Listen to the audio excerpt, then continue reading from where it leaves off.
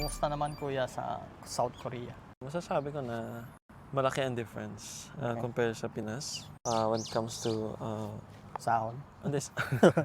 aside from sahod, yun talaga yung given eh.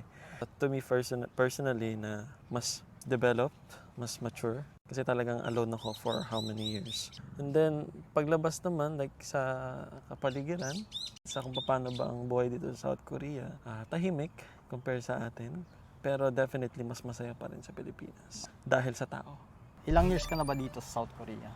Dumating ako dito April 2018.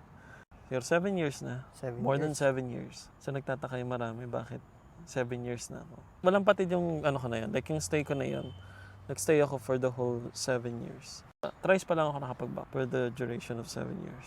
Kuya Lloyd, ano ba yung nagtulak sa'yo para magpunta dito sa South Korea?